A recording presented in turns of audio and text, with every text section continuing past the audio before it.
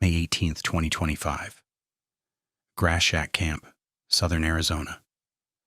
Dixie, the solo hiker behind homemade Wanderlust, had just finished a brutal uphill trek and collapsed into her tent for the night. The sun dipped. The forest went quiet. Enough excitement for the thrill hike. Yeah. I'm good now. Yeah. I hope it's uneventful as well. Yes, nothing else happens, that you have a wonderful, enjoyable time. Yeah. Yes, our park isn't always this exciting. No, it's not always this exciting. It's usually a pretty quiet place. Yeah. I just really appreciate y'all coming to help me. Don't worry about it.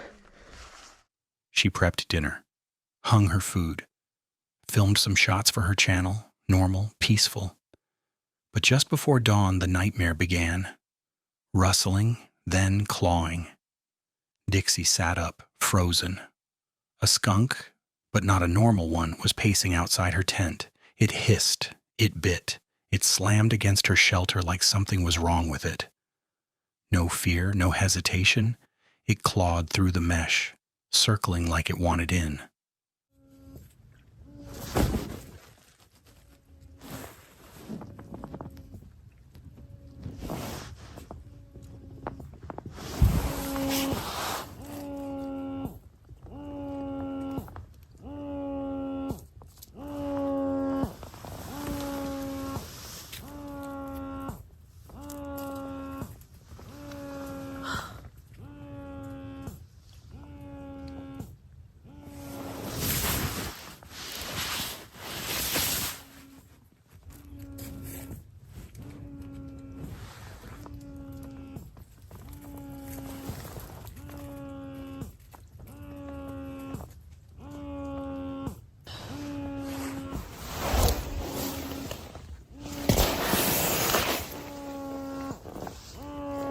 Is that a skunk?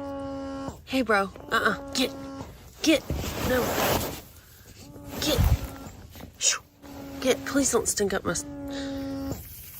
Son of a... Don't muss me.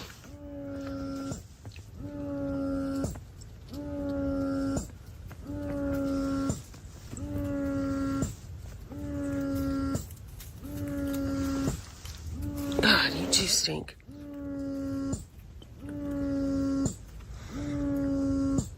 Go.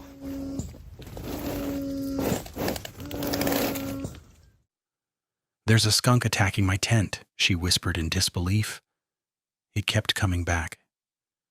No food nearby, just pure aggression. Dixie tried to fight it off with her trekking pole, but the skunk wouldn't stop. It was relentless. Rabid.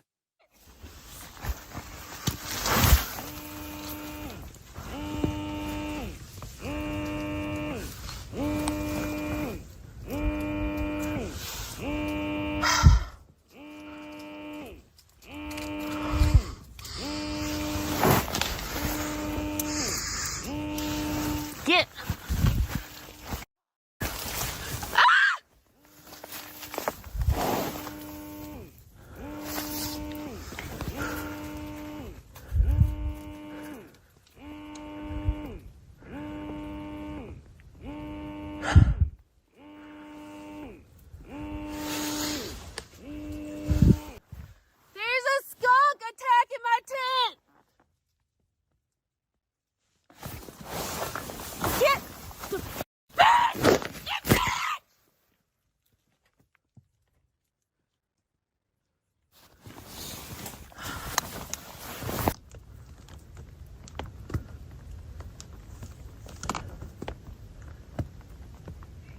Yeah, there's a skunk, attacking my tent. He's hissing at me and... A skunk! Trying to get in! Get back! Get... Only when other hikers arrived did the creature retreat, fading into the woods like nothing had happened. Bite through. My food bag is in the bear bag, or in the bear thing. I was... Over here. That's your... Yeah, right there. There he is.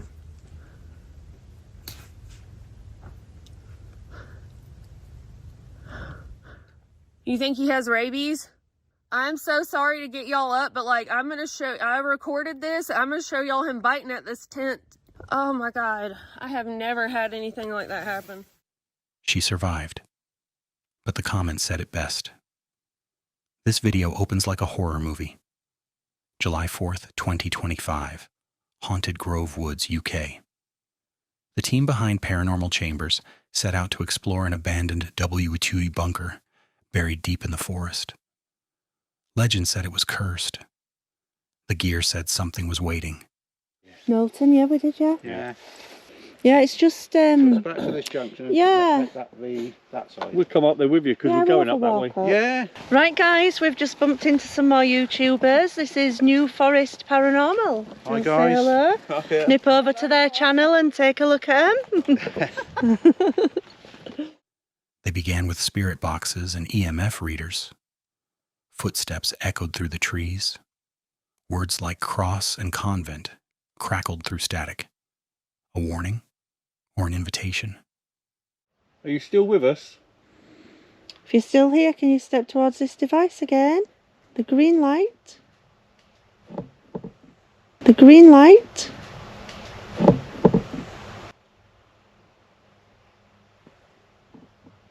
Do that. There's something. Oh, like footsteps walking towards us. If that was you, can you do that again for me, please? Let us hear your footsteps again.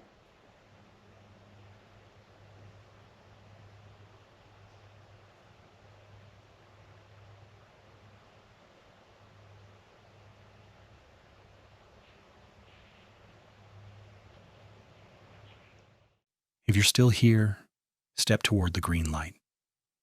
It flickered instantly. Step towards the red light to let me know that that was you. Do you know what the weirdest thing is as well? That was the area that it told me to go into before. Can you remember?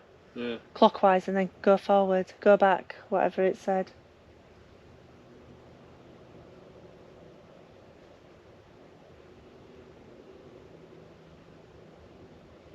I'm not gonna lie, guys, that were terrifying.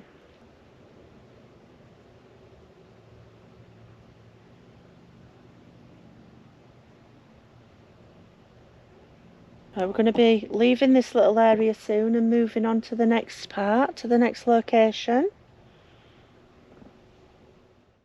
Then the air turned heavy. A REM pod screamed. Sarah was told directly to go deeper into the trees, alone. Me jump when I was in the bushes. Who was it who shook all the bushes? It was literally as if everything shook round me. Like, it wasn't just the leaves, it was like literally the branches, like everything. Going off again. Was it you? Seconds later, the woods exploded. "Oh my God, what was that?" she screamed. Bushes crashed around her, branches cracked. Something had rushed her violently. Yeah. What the f***? What was that? Like, literally, what was that? Oh my God. Oh my God. I just actually nearly died. I don't know. Oh my God. What was that? What was it? Something went bloody bonkers. Oh. There's nothing there though. No.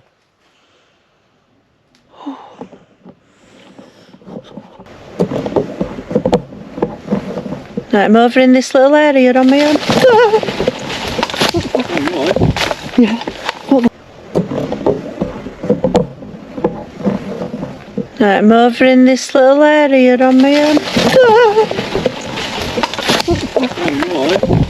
Yeah. Oh. Right, that scared me a bit. What's your name? Oh, my name's Sarah. Still.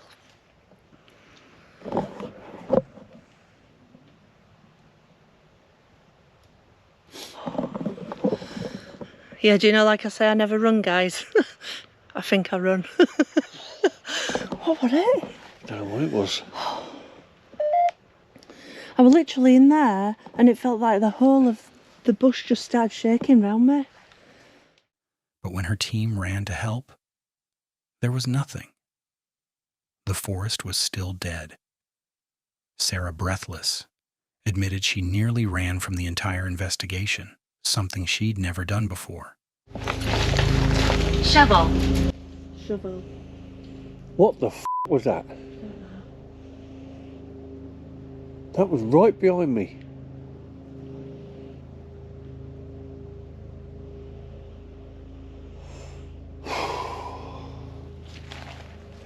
Can you tell us what about a shovel? Is it rolling? Yeah? Yeah. I'm just going to turn mine off. We've just had to swap camera, guys, because mine has just literally said... December 3rd, 2023. A remote ridgetop in the U.S., Heidi V. Hobach, host of Lil Red Heidi Hood, climbed into her father's old hunting blind. The forest was still. Quiet. She planned to wait 5 hours, rifle season nearly over. Alright, you guys, welcome back to a brand new video. Welcome back to the Wolf Pack. I don't know what has happened to this hunting season. It has just slipped by. I guess Thanksgiving and family stuff, and just this time of year is so busy. Been able to get out there a few times, but not as much as I would have liked to, and I feel like the rut is pretty much almost over. We've got a few days left of... She tossed an apple core out the window, adjusted her camera, and leaned back. Squirrels darted nearby, branches creaked. Nothing unusual. Call it shooting lanes out each blind window.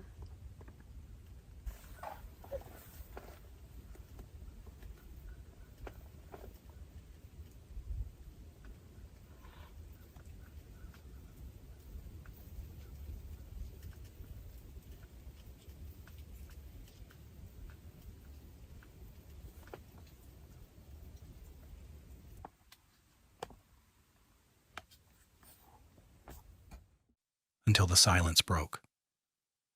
From across the ridge, something moved. At first, just a shadow, then, solid, a bear, walking straight toward her.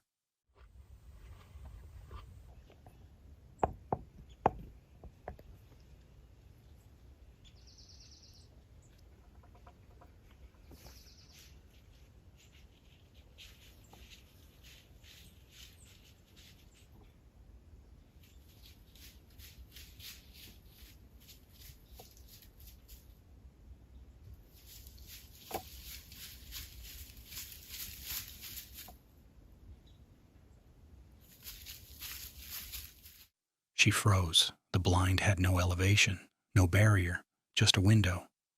And that's where it stopped, nose to nose with her. For one terrifying second, she didn't breathe. The bear stared. Inches away, she did the only thing she could. Boo!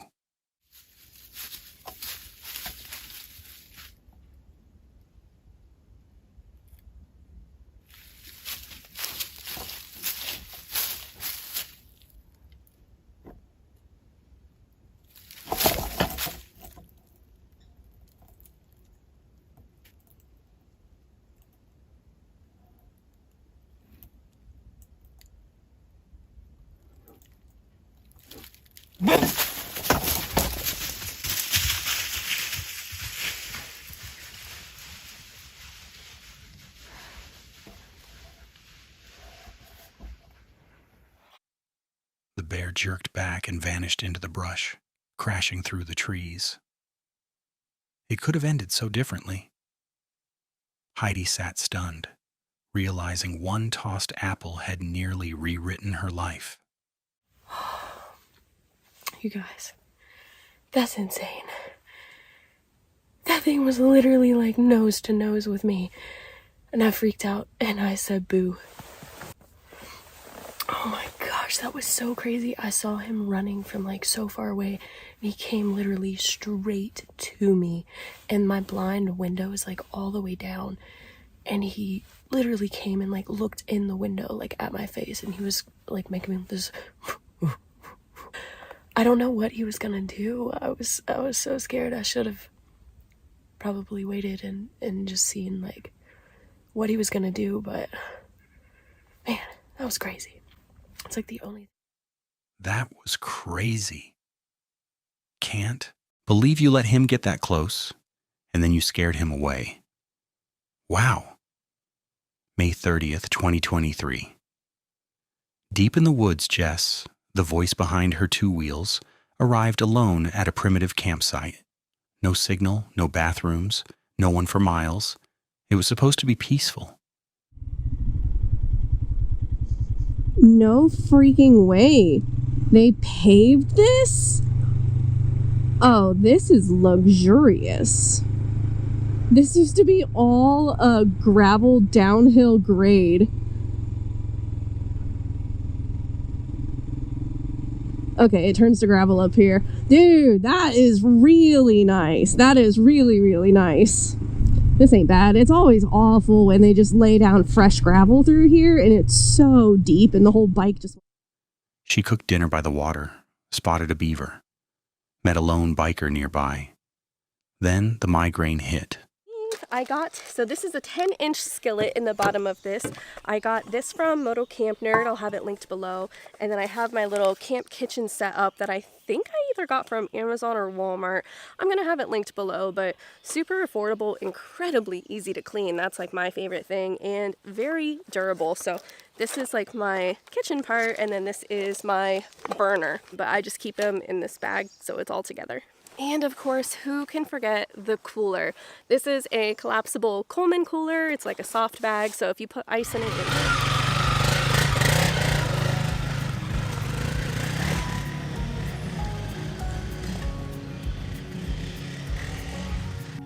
that was Kenny.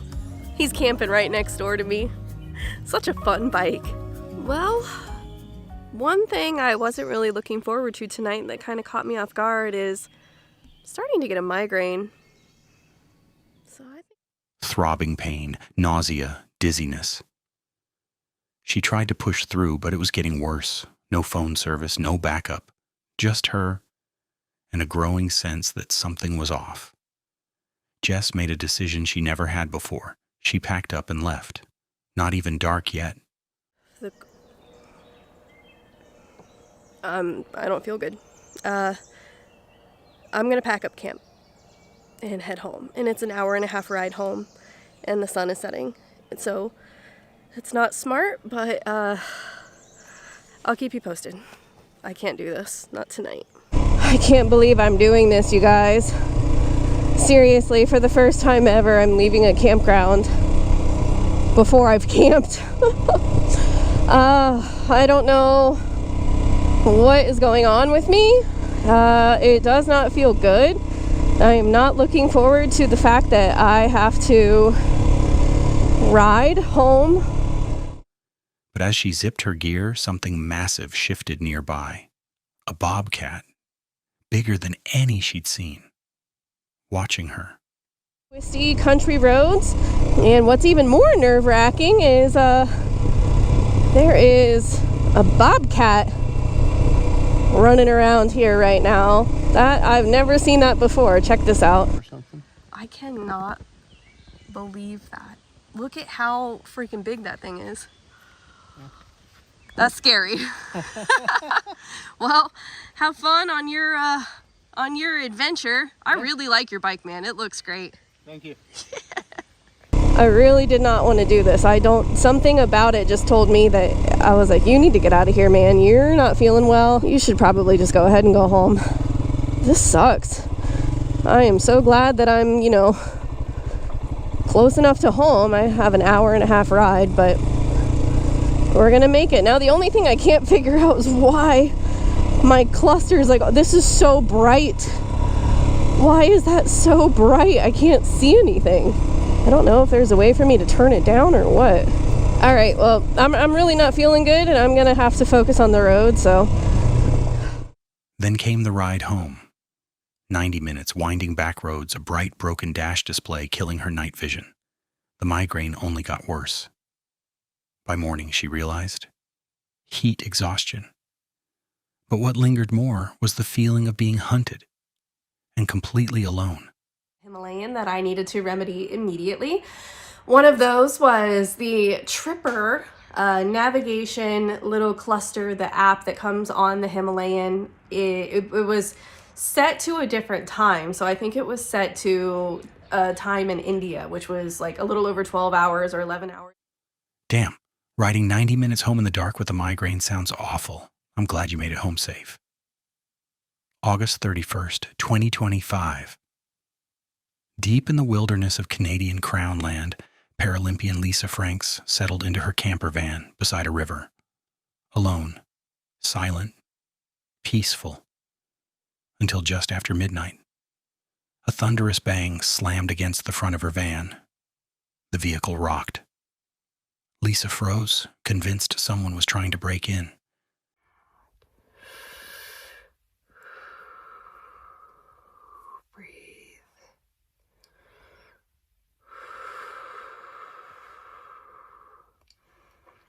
So it's just after midnight.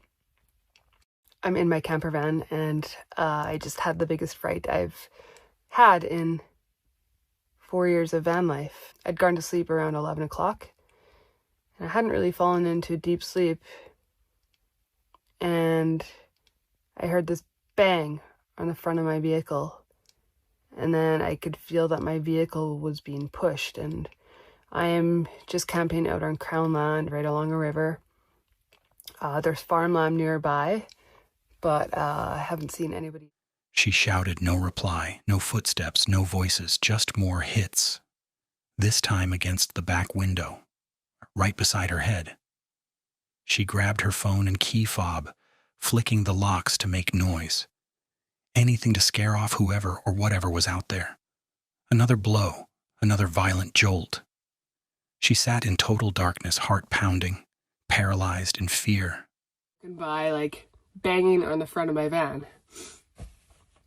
And I woke up. First thought that went through my mind is that somebody is trying to break into my van. And I just started screaming. I said, "What the F are you doing? There's somebody in here." Just trying to scare, intruders away. Then my van started rocking back and forth. And next thing I'm thinking is, oh, there's at least two people, because it was really rocking a lot. And in my head, I'm just like, okay, grab my phone, call 911. And then I was thinking. Eventually silence returned. She waited. Hours passed. At dawn, she stepped outside and saw them. Smeared paw prints across her van windows and mirrors. It hadn't been people. It had been a bear. Aggressive, hungry, and only inches from her bed. Now that I look around, there's definitely evidence that an animal was trying to break into my van. And I'm guessing it was a bear by the evidence left that I found this morning. Just right here. And you can see like a dirt paw right on my window there. I'm trying to look on the actual dirt. I imagine once I go out there, I'm going to see more evidence, but that was not there yesterday. Definitely not. So there's some more paw prints here on this window. On that window, it's hard to see, but then also my mirror got pushed in. And the scuffle this bear had with my vehicle, but I am very curious to get outside. She was lucky. This time. I think the world is getting too dangerous for this kind of lifestyle.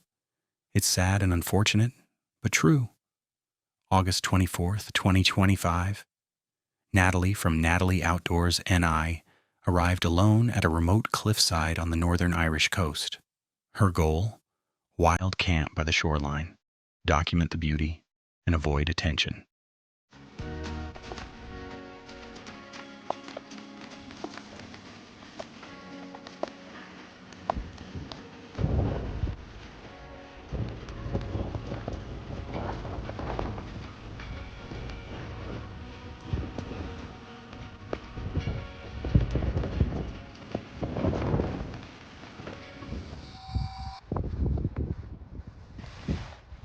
So I'm sitting here making my dinner and I heard voices and I peeked out and I could see people from away up there. So I was like, I shoved my hat on. I had all my hair tucked down in my jacket to try and make me look like a fella, because I've never camped here before. I was nervous about who was. She cooked a spicy meal, laughed into the camera. The sea air was calm.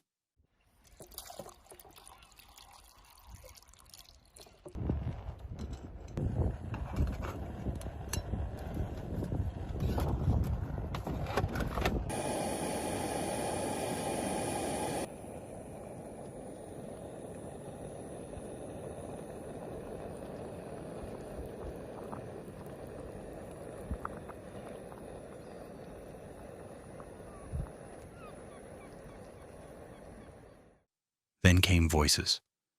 A group of 4 teenage boys wandered toward her tent, whispering, laughing, too casual to be passing hikers.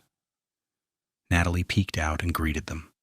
They ignored her and hiked toward the cliffs, restricted land bordering a private farm.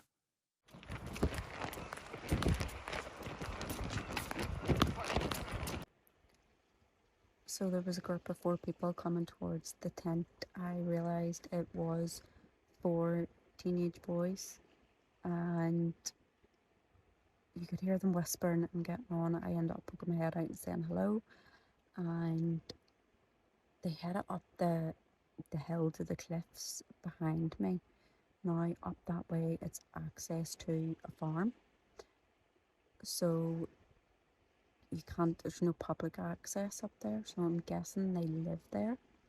But as they were walking up the hill, they all started shouting, "We're getting the police phoned, you're not allowed to camp there, we're ringing the police." So I could be in for an eventful night here. I don't know if the police will come down this far. I have to go right along the rocks and right down here. I don't know if a farmer from away up the cliff's going to come down, or they're going to come back, or what's going to happen. But yeah, came to the coast for a change of scenery, and That's when her instincts flared. Later that night, another threat emerged. The sea. The sound grew louder, closer.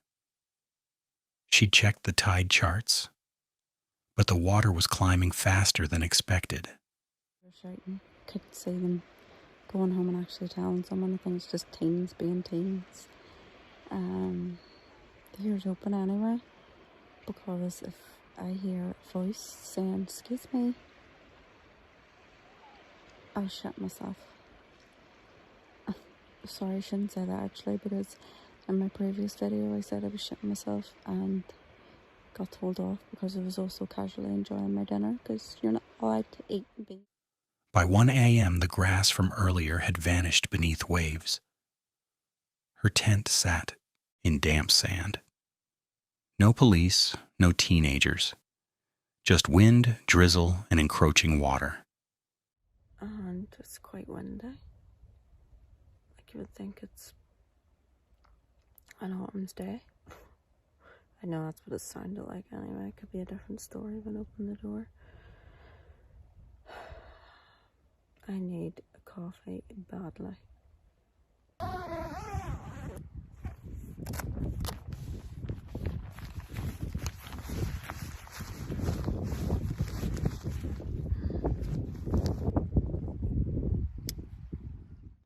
By morning, it was calm again. But the unease lingered. A reminder that wild camping isn't just about surviving the wilderness. Yeah, police didn't come. And I didn't get washed away to sea, but where do you see how close the water was to my tent? Right, so you can see that is where It's about surviving everything else, too. A shame about the youngsters giving you hassle. That's not fair at all.